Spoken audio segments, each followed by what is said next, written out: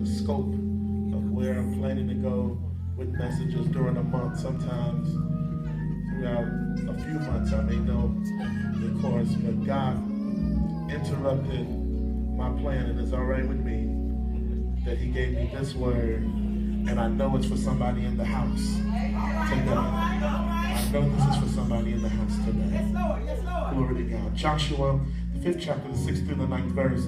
For the children of Israel walked 40 years in the wilderness, till all the people that were men of war, which came out of Egypt, were consumed, because they obeyed not the voice of the Lord, and to whom the Lord sware that he would not show them the land which the Lord sware to their fathers, that he would give us a land that floweth with milk and honey. And their children whom were raised up in their stead, them Joshua circumcised, for they were uncircumcised, because they had not circumcised them by the way.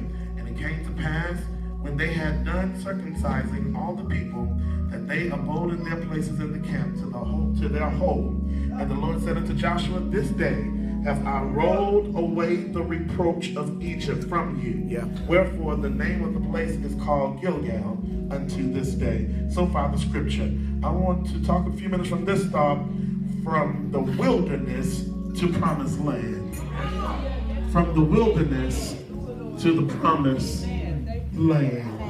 Look at your neighbor, say, neighbor, God is moving you from the wilderness to your promised land. Amen. Hallelujah. The wilderness, my brothers and sisters, is a hot and dry place during the day, and it's cold and damp at night. There's really no clear path in or out. It is a desert place, and there is a lack of vegetation and sustenance.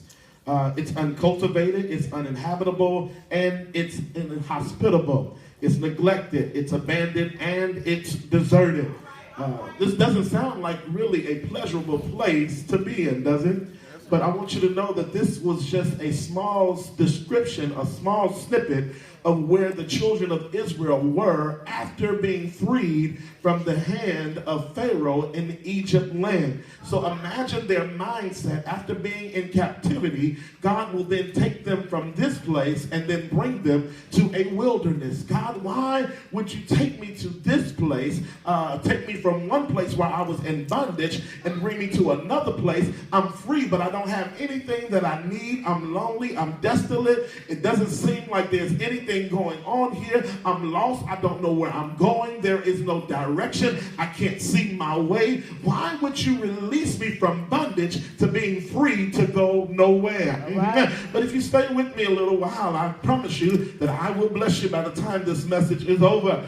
You need to understand, my brothers and sisters, that this is the wilderness that the children of Israel went through, but the present day wilderness that we experience now, it's totally different. We're not in some lost far away place, but the wilderness that we experience, it usually happens as a tough time that's going on in our life. It happens as we go through the discomfort of trials and tribulations. It seems like the things that are pleasurable, we're not able to enjoy them. It seems like the joy is out of our life. Have I had anybody in here that's had a wilderness experience in your life? A wilderness experience in the life of a believer is often a time that is with intensified temptation and spiritual attack. How many know it seems like when it rains, it pours? It seems like if you're not going through one thing, you're going through 5 things. It seems like just when it seems like you're getting ready to come out of a situation, the enemy has a way of throwing 5 more things your way, and the struggle is real. Tell somebody the struggle is real. Can I really tell you what my definition, what my idea of what a wilderness is? A wilderness is enough hell to go through where you just make it through the day, but not enough struggle to kill you. Enough to make you have to fight just to survive, to live through the day, but not enough hell to kill you. It really doesn't sound like the wilderness is something that we want to experience. But I must tell you that God never intended for the wilderness to be a permanent dwelling place. Look at your neighbor and say, neighbor, God didn't mean for you to stay in the wilderness. But if you lose your hope and your faith in Christ, if we get frustrated and discouraged, if we give up and stop progressing in our life, we will cause ourselves to stay in it longer than God ever intended. And sometimes we will even die in the midst of our wilderness. I'm here to let you know it's not time to dig a grave in the wilderness. It's not a time to murmur and complain in the wilderness. But what you got to do is you got to learn how to be productive in the wilderness, because you will discover again that God only intended for this to last 40 days, but it ended up lasting 40 years. It ended up lasting them so long. They were doing something, but they weren't productive with the things they were doing. How many know you can be busy doing something but not being productive? You got folks that look like they're busy in the church, but they're not being productive in the church. It looked like they kind of got a prayer life, but really they're not praying for nobody in the church. It looked like they got a praise, but their praise is only predicated upon God blessing them with a new house and a new car. But they don't have anybody in here that's productive in their life and knows how to be productive even in the wilderness, even when you can't see your way through, even when you don't know which way to turn. You still know how to give God glory, and you know how to give God praise. I wonder, do I have real saints in the house this morning that say, even though I'm in the wilderness, it won't cause me to give up on God, because I believe that God will make a way out of no way. Where's the real church folks at today? Do I have anybody in here that even when you can't figure it out, you know that you got a God who's already worked everything out on your behalf? And sometimes while you're in the wilderness, other folks are looking and wondering, why is it that you keep on moving? The reason that I keep on moving is because I know that God never intended for me to stay here in the wilderness. So I'm walking by faith and not by sight. Don't ask me where I'm going. I really don't know.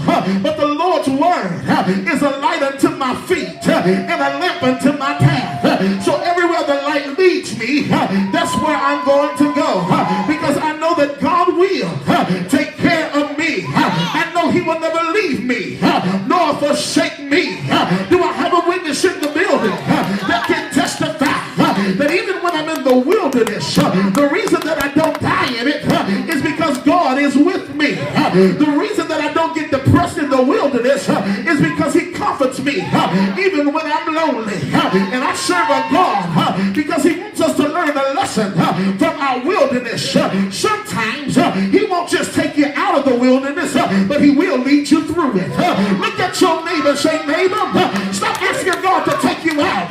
Just ask him to lead you through, because he never intended for you to stay there. It won't always be like this. You need to understand that he's perfecting everything concerning you. You need to understand that he's turning it around, and you ain't got to sit here in your wilderness, because trouble don't last always. Look at your neighbor and say, neighbor, I'm a living witness that trouble don't last always. Eventually the wind got to stop blowing. Eventually the rain got to stop falling. Eventually the lightning got to stop flashing. And when it gets through, I shall still be standing. After the rain, after the storm, I'm still standing. As a matter of fact, I'm looking at some people in the room. You've experienced storms in your life, but the storm didn't kill you. It made you better.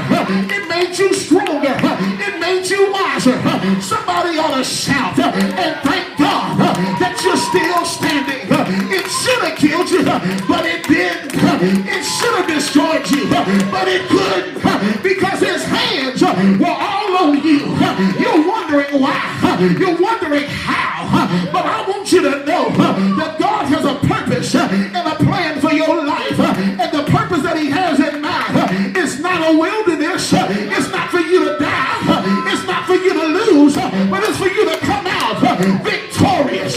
Because you need to understand that you are the sons and daughters of the Most High God. And I serve a God who is able to do exceeding abundantly above all that you ask or think, according to the power that works on the inside of you. I want you to understand that the wilderness wilderness is not your dwelling place, but it's a place that you're going through. Look at your neighbor. Say, neighbor, we're going through this. We're going through this. And we're going to go through together. We're going to go through with our head up. We will not make the enemy look like he's winning.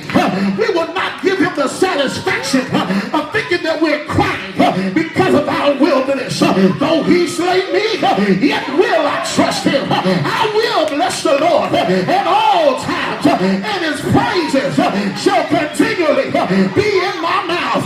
So even when I'm in the wilderness, hey, glory to God. Thank you for my wilderness. Thank you for my wilderness, because I count it all joy when I fall into darkness temptation. Is there anybody here that know how to shout in the wilderness? Open up your mouth and shout.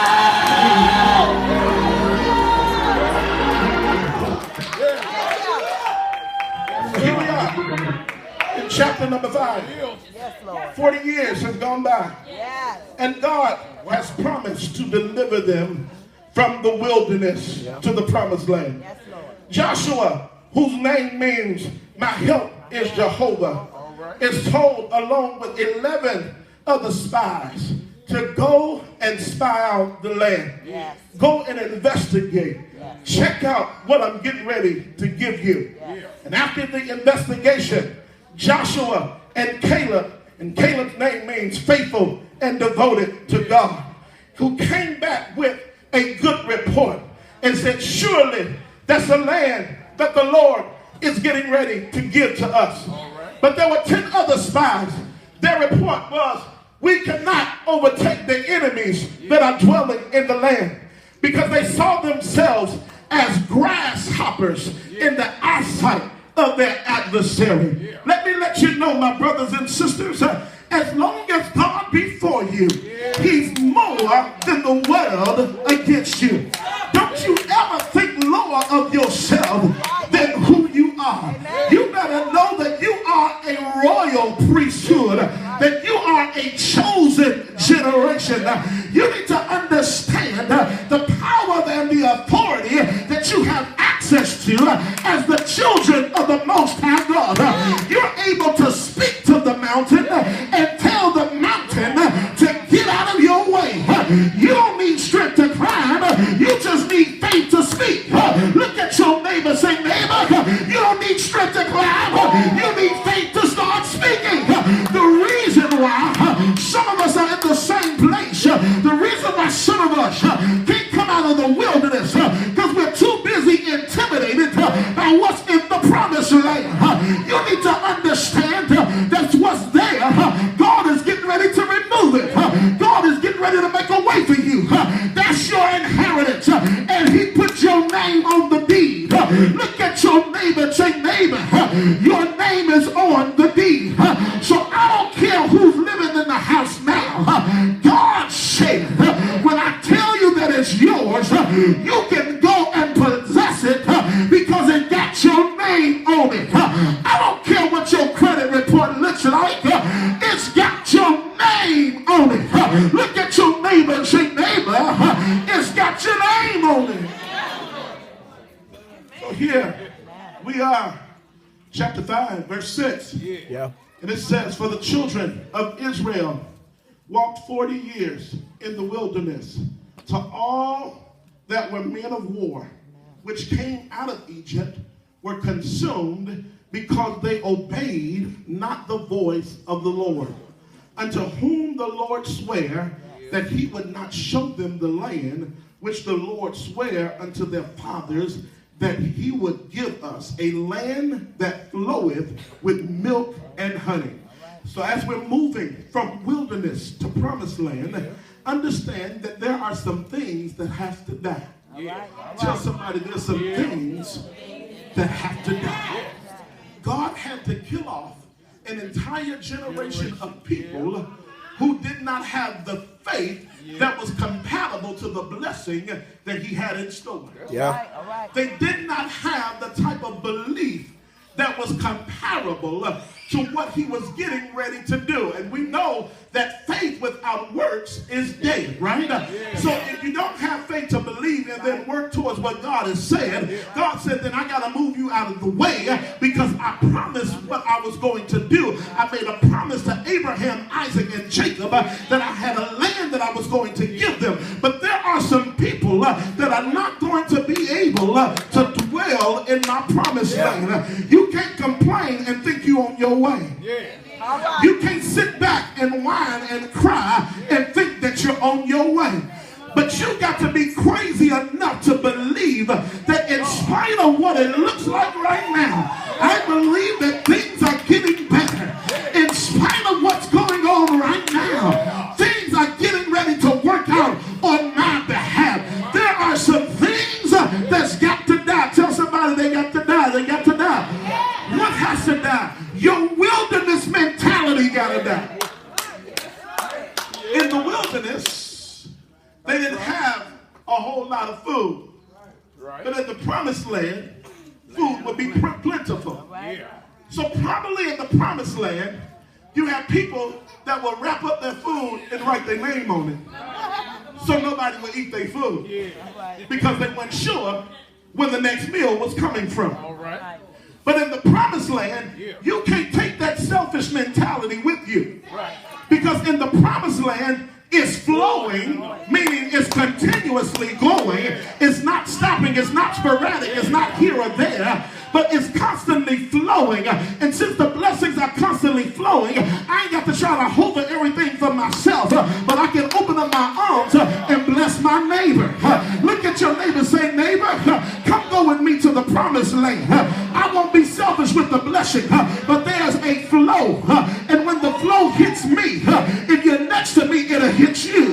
Look at somebody again and tell them, neighbor, if you come with me to the promised land, when the flow hits me, it's going to hit you. All right. You also have to get rid of wilderness behavior. In the wilderness, you can act wild. In the wilderness, there's no sophistication. But in the promised land, you got to act like you know God. In the wilderness, you may have cried and you may have worried, but in the promised land, you're not worried because you know that God will take care of you. The reason why some of us haven't made it to the promised land yet is because we're taking old mentalities and old behaviors into our promised land. There is some wilderness ways, some wilderness sin that you need to leave in the wilderness. You got to make sure that as you're on your way to the promised land, you got promised land behavior. I'll never forget that I took one of my kids when I was teaching a job readiness training, and I began to take some of them out to eat. I'll never forget. I took them to a restaurant. It wasn't a real fancy restaurant, but it was one of them restaurants where when you walk past it, it automatically flushed on its own. And this fascinated young man, and I was wondering how come he was continuously flushing. And I thought that it was because he was trying to make sure nothing was stinking or the stink wouldn't last or linger in the room. But he really wasn't using the bathroom in that way. He was just fascinated because he had seen something he had never seen before. And I had to tell him that if you sit here and continuously watch mess go down, you will only be a mess watcher. You got to understand there's some mentalities that you got to leave in the wilderness. Maybe you're not used to this type of thing happening in your life, but where God wants to take you, as you elevate yourself in God, He wants to take you to a place where things will work on their own. You won't have to work for things, but things will work for you. I'm here to let somebody know in the house today, we're so focused in trying to make things happen in our life, but God says, I'm getting ready to work on your behalf. The only thing I need you to do is wait on me. Leave that wilderness mentality behind you and get you a promised land mentality. What is a promised land mentality? It's a mentality of joy, a mentality of praise. You need to understand that the joy of the Lord is your strength. And in the promised land, there is no pause in praise, but the praise ought to be continual. Look at your neighbor, say, neighbor, do you still have have a praise in you. Second thing, we want to move from the wilderness to the promised land.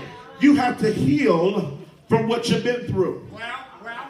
Problem with some of us is that we go through so much torture and turmoil in our life. We never take the moment, the time that is necessary to heal from what we've been through.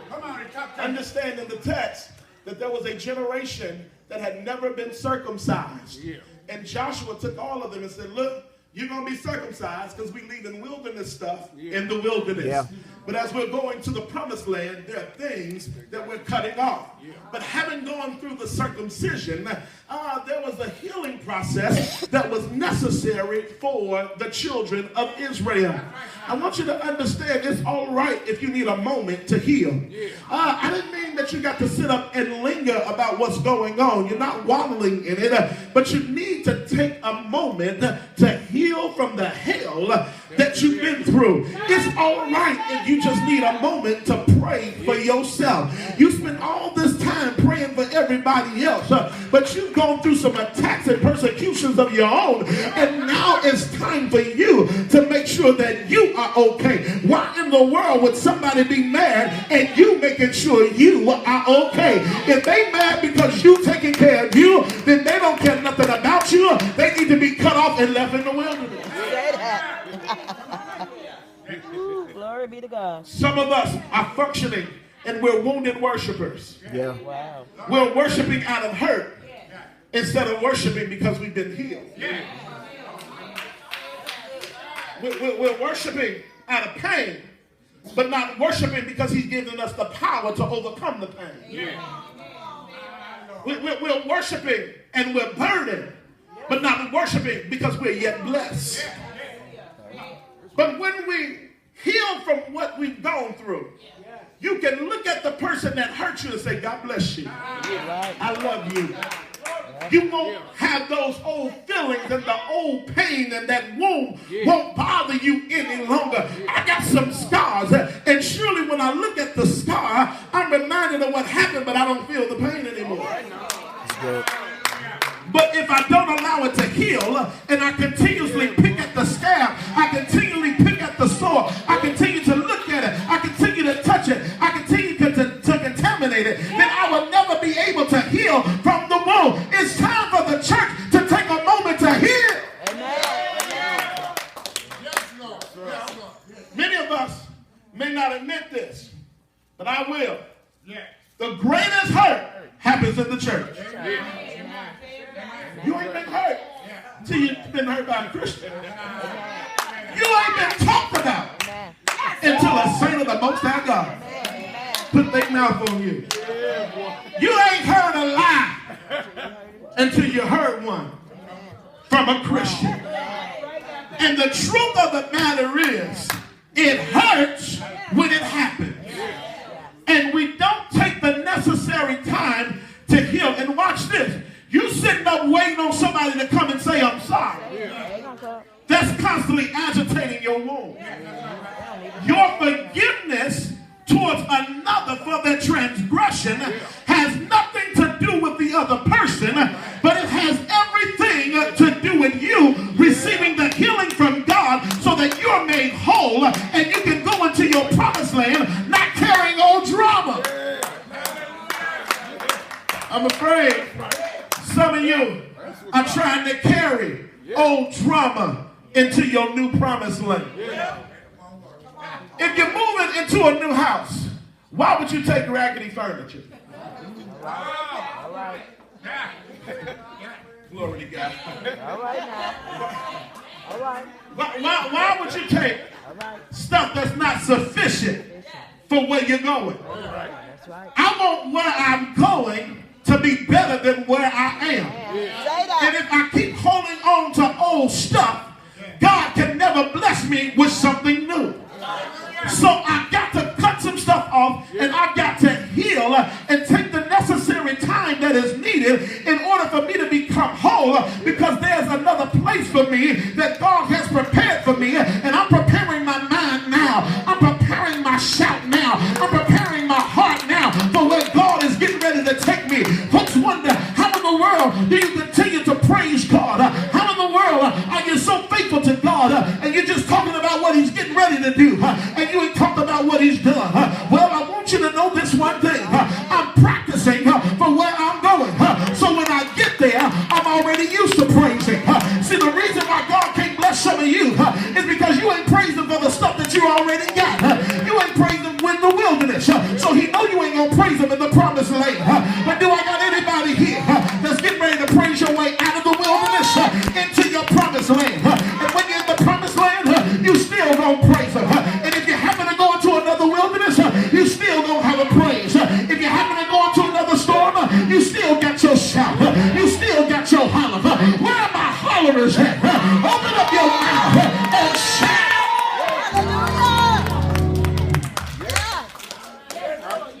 God then leads Joshua to Gilgal. In verse 10, understand that Gilgal means to roll back. I begin to wonder, and it says it in the scripture, why in the world would God name this place the rollback?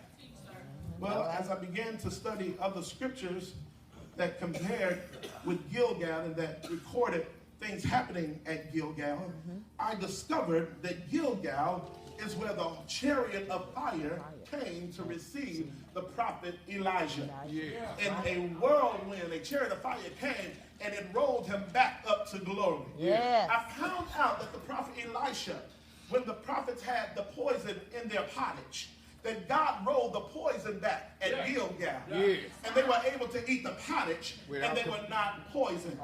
And so now here it is.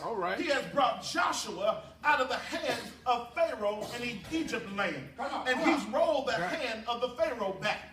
And so here it is. Now I begin to understand why he calls this place Gilgal. And so the Lord began to minister to me and told me to tell some of you, all you need to do is make it to Gilgal. Because at Gilgal, he's getting ready to roll some stuff back. I want you to look at your neighbor and say, neighbor, he's rolling some stuff back. He's getting ready to roll some money back to you.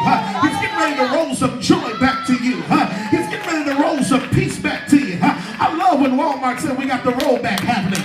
That means if I spend some money and the price has gone down, I got something coming. I want you to look at your neighbor and say, neighbor, if you make it to the place of Gilgal, you got something coming. I can see you sitting there if you wasn't expecting nothing. But if you're expecting something from God, you're expecting the rollback. Tell somebody, I got something coming. The last thing that I want to tell you is if you want to move from the wilderness to the promised land, you got to learn how to shout. And so you continue to read the story. I couldn't give you all the verses all at once, but if you begin to read chapter number 6, you will see when the Lord began to speak to Joshua, and he says, Joshua, I want you to get ready, and I want you to get 7 priests, and I want you to give them 7 trumpets, because you're getting ready to go to the promised land. You're getting ready to receive everything that I told you. I'm getting ready to manifest. No longer is it what I'm getting ready to do, but now I'm doing it. It's presently happening. You're getting ready to put your hands on it. I'm here to tell somebody, you're getting ready to put your hands on it. You're getting ready to move into the promised land. Is there anybody here that's ready to go to the promised land? And so he tells Joshua, Joshua, I need you to get these priests, and you're getting ready to go to the wall. And when you go to the walls of Jericho, because the walls of Jericho, it was hindering them from getting to the place in God. The walls of Jericho, it was preventing them from getting the destiny that God had in store for them.